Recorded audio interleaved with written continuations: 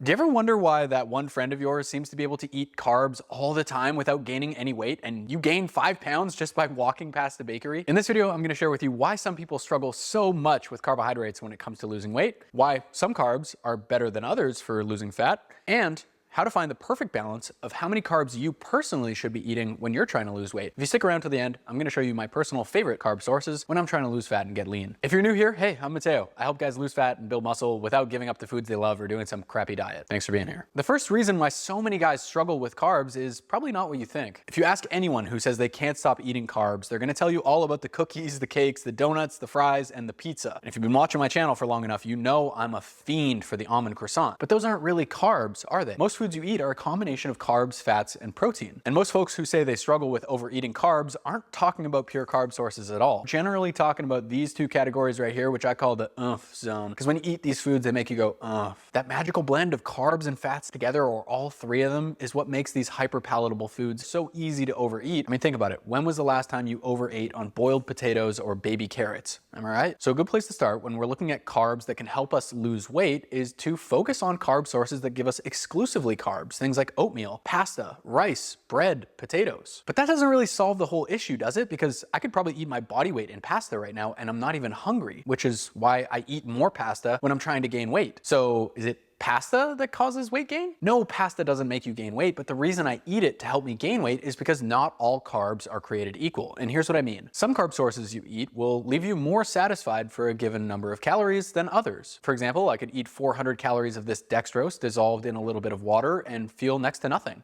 Or I could eat 400 calories of boiled potato, which is a little over a pound of potatoes, and feel good and full. And things like pasta, oatmeal, rice, and fruit all exist on a spectrum somewhere in between those two. So if you want to lose weight, it's a good idea to focus on the foods that help you feel full and satiated for how many calories they provide. Think about it. I'm sure you've been told in the past that you need to eat less in order to lose weight, but you find yourself just reducing your portion sizes, getting smaller and smaller and smaller until you find yourself eating these tiny little meals that leave you unsatisfied and you're starving back in the kitchen 20 minutes later looking for some more food. It's time to stop starving yourself and start satisfying yourself. Choose more filling options like potatoes, whole grains, and fruits before looking for processed options like cereals, white rice, and pasta. But what about insulin? Doesn't eating lots of carbs release a bunch of insulin, which makes you fat? The idea that insulin makes you fat is called the carbohydrate insulin model. It states that obesity and weight-related illnesses could be solved through a low carbohydrate diet. And there are a few authors who make their living selling books about low-carb diets who popularize this idea, but it's widely rejected by the nutritional science community. Instead, the more widely accepted model is called the EBM, or energy balance model, which states that the amount of calories you intake versus the amount of calories you expend is what dictates your body weight. Meaning, if you eat more food than you are utilizing each day, your body's going to store that as fat. So low-carb diets can definitely be a viable option for weight loss, so long as they bring your total calorie intake into the right neighborhood. But it's not the carbs that are doing anything magical. So maybe you understand that calories are super important for weight loss, but you're not sure how many calories you should be eating each day. Don't worry, in 2024, we've solved this problem. I have a free weight loss calculator for you. You can grab in the description box below. It'll tell you how many calories you should be eating to maintain your weight, how much you should be eating to lose your weight, and it'll even spit out a 6-month plan for what weight milestones you should aim to hit over the next few months. Okay, this is great information, but it brings up another question. If low carb diets and high carb diets can both work for weight loss, then how many carbs should you personally be eating? Here's a simple rule of thumb for you. Your number one priority above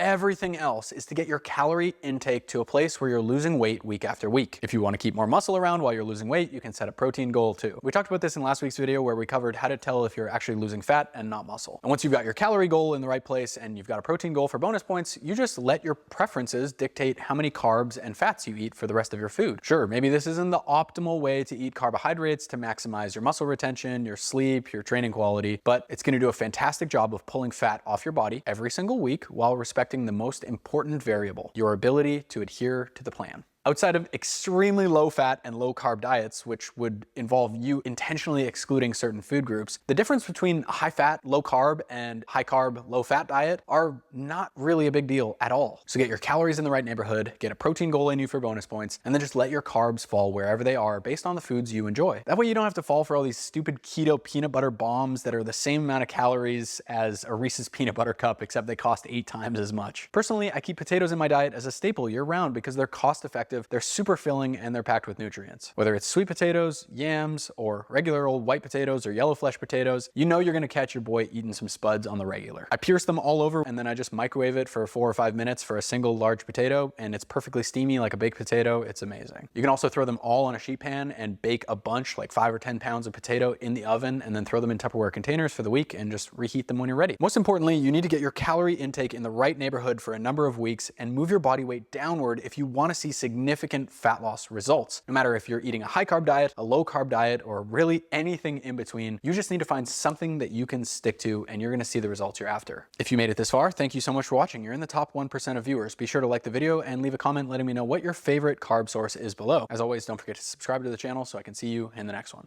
Peace.